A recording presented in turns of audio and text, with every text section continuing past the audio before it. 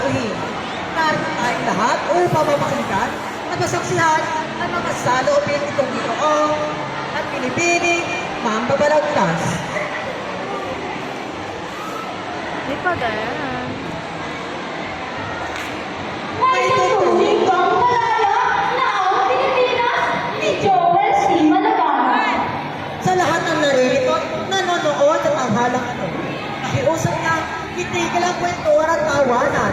Huwag natutong papagsayin sa oras ng palagpasan. Kung tahimik na lahat, saka maiintindihan. Ako po si Ginoong Virgin Valentina. Nakata sa mga siwa sa pagkakataon ito'y nagsisilbing nakatira. Ang pagka nakatiray ay may sa simulan ng Ginoo at pinipili na hindi nga'y palakpakan.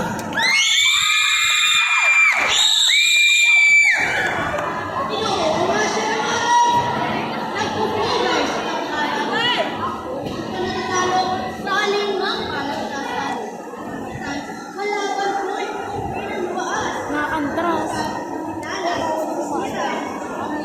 Pinipiling kaya ko naman. Hindi nagsimula. Di ko makasalayan sa kakalan ni mag-iba. Ngunit dahil kakakot sa tagi sa nakatuwiran. Ewan ko lang kung sa akin ikay may maglalagyan. Ang sagsabog na kanya upang ngayon pagtalungan ay mayroong nalaman sa ating bansang kinalistan. Tunay nga ba Pilipinas ay mayroong pamilaan o pagdaiwasan hindi pa nakakamtan. Si Ginoong Asher nagsasabi ang bansa ay malaya na ngunit parang may pinipiling mayang ating kahit na iba. Kaya upang masubukan, sinulgo na ngayon ito pagkatalay maaaring simulan. Ay. Si Iris! Dahil kumapigilan, kalaban ko'y magkawanan. Bakit nila hindi pati sinumasaysayan? Matagal na kami ng kalanyan. Kahit sumuyan nito, niya ang sumuto. Kaibigan mo na kandiwa, pagsaba ay maaaring pagkat aking nakikita walang dapat pagtalungan. Ako'y mukhang maatuloy pag ganyan na labanan. At mayroon ba ng kalaban ko'y dapat pang pakinggan? Sadyan ba?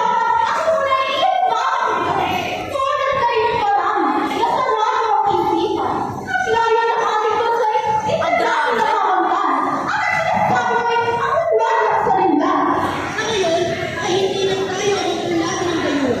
Meron tayo konstitusyon, sariling pamahalaan. Pinunan ng ating bansa ay para sa mga Pilipino.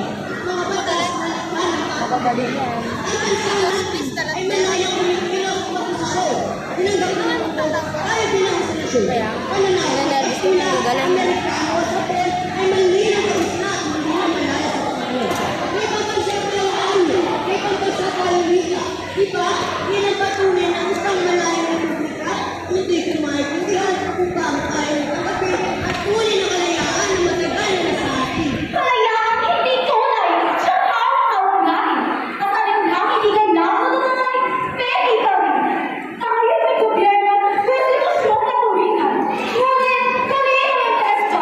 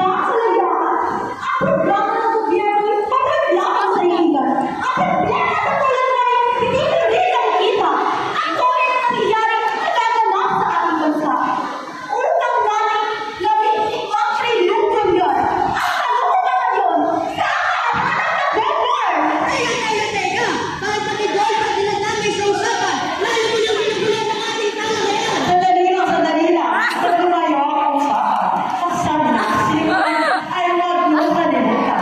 Gusto ko rin ipapatid sa palit na nakatwiran magkapit sa kalamay, dapat ba ating maiwasan. Ikaw, Asher, lauting lamig, sa'yo, Marian, ay hindi.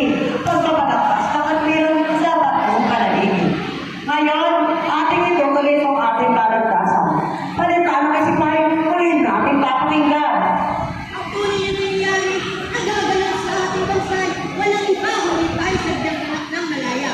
Kung meron man limitasyon, pagkukulang ng ating gobyerno, kailangan din naman tayo na mangyari ang gusto. At tunay na kalayaan, karapatan sa pagboto, sa pagpili ang nilay ng malayang pipili ko. Ang sinumaan ng may kapital ay maaaring magnegosyo. Bawat tao ay may layang umunlad at umasenso. Para ma-asenso, kahihirap itong bayan. Ang tanging umuunlad sa ating bansayang gayuman. Ang bawat masasakay, alipin na mahirapan. Kung kahit malang tayo, di umunlad kailan naman. Sadyang hindi umunlad kung ganyan ang kaisipal. Ang tiwalay sa sarili, laging hindi matagpuan.